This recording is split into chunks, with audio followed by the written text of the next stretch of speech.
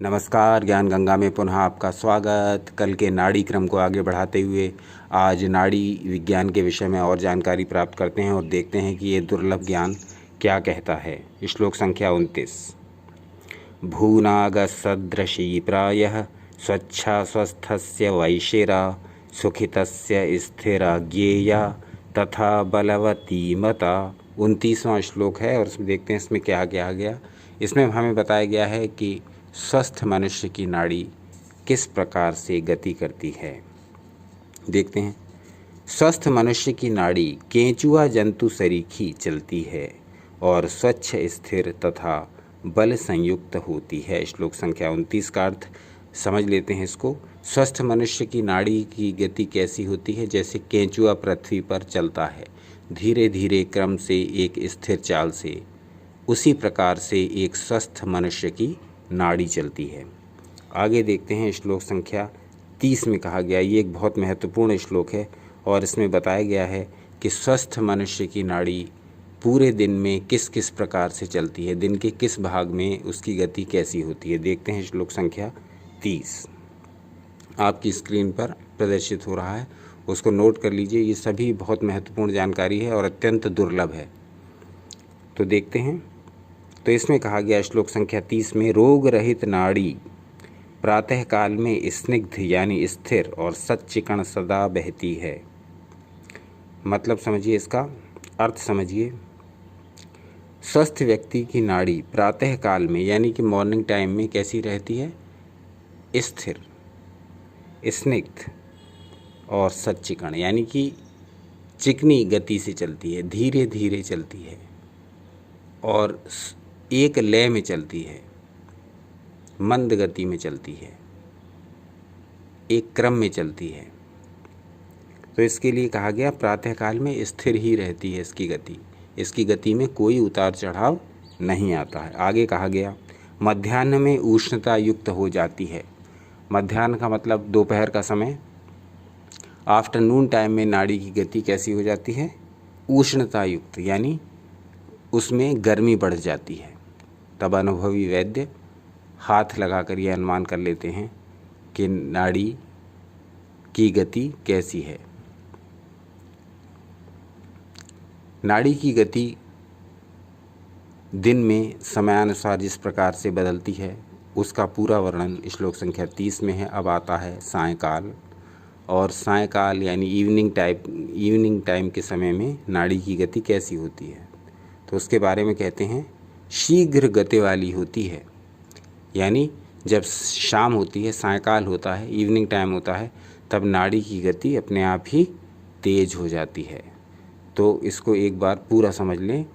प्रातः काल में नाड़ी की गति स्थिर होती है, मध्याह्न में यानी दोपहर में गर्म हो जाती है और सायंकाल में शीघ्र गति वाली हो जाती है, तेज चलने वाली हो जाती है।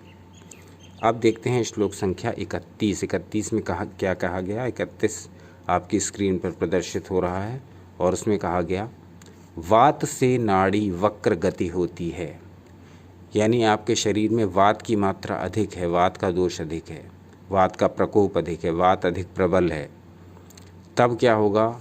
आपकी नाड़ी की गति वक्र हो जाएगी। वक्र मीन्स होता है टेढ़ा, तो नाड़ी टेढ़ी चलने लगती है। यदि शरीर में वात की अधिकता है तब नाड़ी टेढ़ी चलेगी। आगे कहा गया पित्त से चंचल होती है। और यदि आपके शरीर में पित्त की अधिकता है, पित्त प्रबल है, बढ़ा हुआ है, तब नाड़ी की गति कैसी हो जाएगी? चंचल, ऊपर नीचे, अस्थिर। बाद में कहा गया कफ से मंद गति होती है। और यदि आपके शरीर में कफ अधिक है, कफ की मात्रा अधिक है, तब नाड़ी की गति कैसी हो जाएगी? मंद गति, धीमी हो जाएगी, नाड़ी स्लो मोशन में चलने लगेगी। तो ये तीनों दोषों का बड़ा सुंदर, बड़ा सटीक और बड़ा ही उपयोगी वर्णन है। जो नाड़ी विज्ञान के बारे में रुचि रखते हैं, इस बारे में जानना चाहते हैं, उनके लिए ये श्लोक संख्या 30 और 31 बहुत महत्वपूर्ण। आगे देखते हैं श्लोक संख्या 32 में क्या कहा गया। 32 में अब किन किन रोगों में नाड़ी की चाल कैसी हो जाती है इस बारे में वर्णन किया गया है। श्लोक संख्या 32 भी आपकी स्क्रीन पर प्रदर्शित हो रहा है। इसके अनुसार वात रोग में सर्प और अलौकादिक की भांति चलती है। अलौकादिक का अर्थ हमको नहीं पता, इसलिए हम सर्प का ही एग्जाम्पल लेंगे।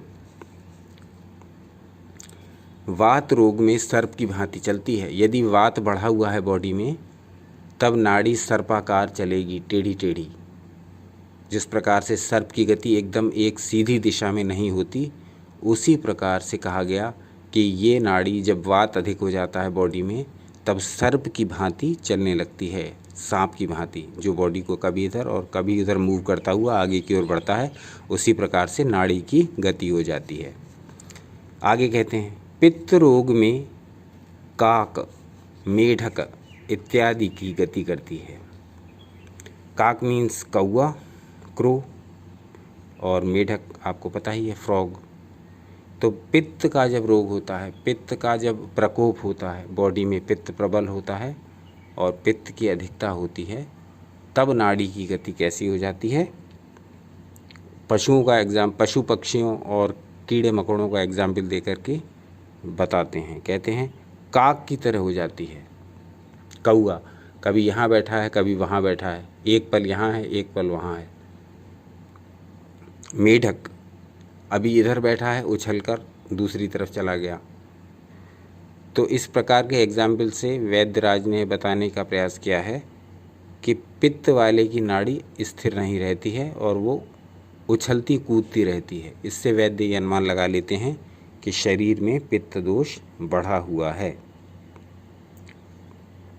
आगे देखते हैं श्लोक संख्या 32 में हमको बता दिया गया कि वात रोग में और पित्त रोग में नाड़ी की गति कैसी हो जाती है। अब श्लोक संख्या 33 पर आते हैं, जिसमें अलग से बताया गया है कि कफ की जो गति होती है, कफ की मात्रा जो बढ़ी होती है, उसकी गति को कैसे पहचानते हैं। तो श्लोक संख्या 33, श्लोक संख्या 33 में कहा गया, जो आपकी स्क्रीन पर प्रदर्शित भी हो रहा है, तो ये जब कफ प्रधान शरीर होता है तब नाड़ी की गति कैसी हो जाती है। कहते हैं राजहंस, मोर, कबूतर, पेंडुकी, जिसको पड़किया भी कहते हैं कुछ लोग, और कुक्कुट यानी मुर्गा। तो ये चार एग्जाम्पल दिए हैं इन्होंने, 5 एग्जाम्पल, जिसमें कहा गया राजहंस, मोर, कबूतर, पेंडुकी और मुर्गे जैसी गति से कफ की नाड़ी चलती है। जिनके शरीर में कफ का दोष अधिक है, जिनका शरीर कफ प्रधान है, जिनके शरीर में कफ के वजह से कोई रोग उत्पन्न हो रहा है या कफ अधिक मात्रा में बनता है, तब उनकी नाड़ी कैसे चलेगी। राजहंस की भांति, मोर की भांति, कबूतर की भांति, पेंडुकी और कुक्कुट की भांति। देखते हैं अगले श्लोक में क्या कहा गया। श्लोक संख्या है 34, ये भी आपकी स्क्रीन पर प्रदर्शित हो रहा है। इसमें कहा गया है जो नाड़ी सर्प आदि की गति और कहीं कहीं पर काक आदि की गति मिश्रित चले।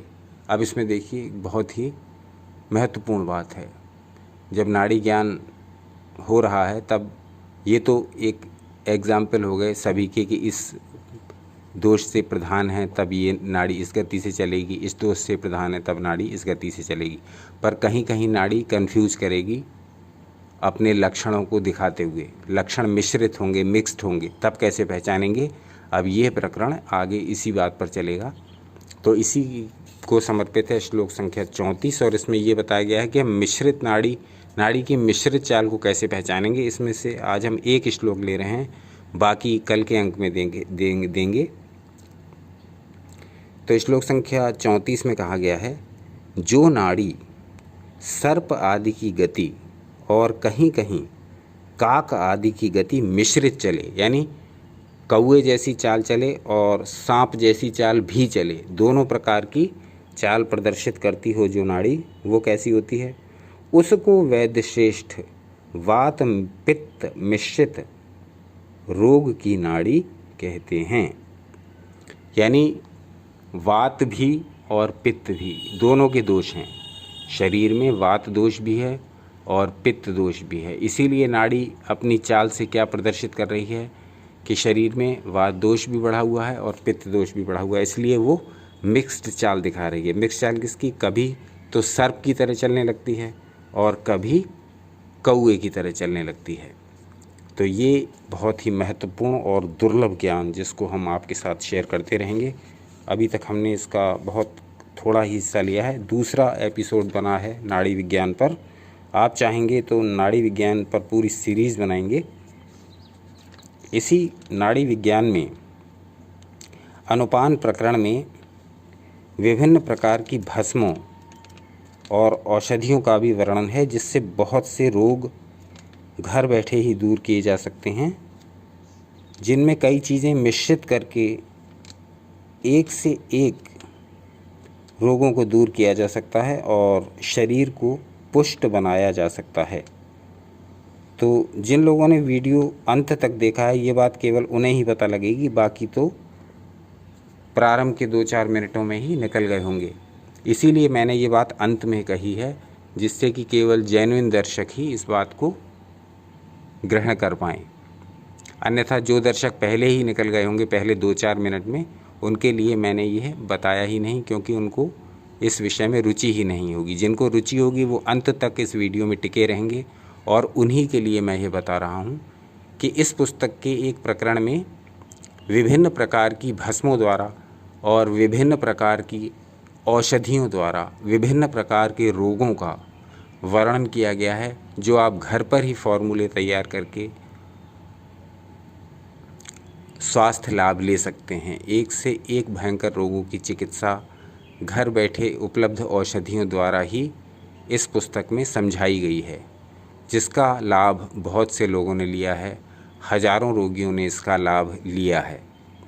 तो यदि आप चाहते हैं कि उन प्रकरणों को भी आपके सामने स्पष्ट करें, उन सूत्रों श्लोकों को भी आपके सामने खोलें और उनकी जानकारी भी आपको दें, तो कमेंट करके बताइएगा कि औषधि संबंधी जानकारी भी यदि आप चाहते हैं तो हम उस पर निरंतर वीडियो आपको प्रस्तुत करते रहें। वीडियो प्रस्तुत करना हमारा काम है, इसको हम निरंतर कर रहे हैं, बिना व्यूज़ की चिंता किए, बिना लाइक्स की चिंता किए, बिना शेयर और सब्सक्रिप्शन की चिंता किए, क्योंकि हम ये जानते हैं कि हमारे दर्शक, हमारे श्रोता हमसे अधिक समझदार हैं और उनको किसी भी पट्टी पढ़ाने की आवश्यकता नहीं, किसी तरह की खुशामद करने की आवश्यकता नहीं। वो स्वयं जानते हैं कि उन्हें क्या करना है, जो चीज़ लाइक करनी है, जो चीज़ डिसलाइक करनी है, जो चीज़ शेयर करनी है नहीं करनी है, जो चीज़ सब्सक्राइब करनी है नहीं करनी है, उनका ज्ञान उनको हमसे अधिक है। इसीलिए इन सब बातों के कहने का कोई अर्थ नहीं। आप स्वयं से ही लाइक भी करते जा रहे हैं, शेयर भी करते जा रहे हैं, सब्सक्राइब भी करते जा रहे हैं। ये अपने आप में ये दर्शाता है कि आज भी गुणग्राहक दर्शकों की कमी नहीं, आज भी गुणग्राहक श्रोताओं की कमी नहीं।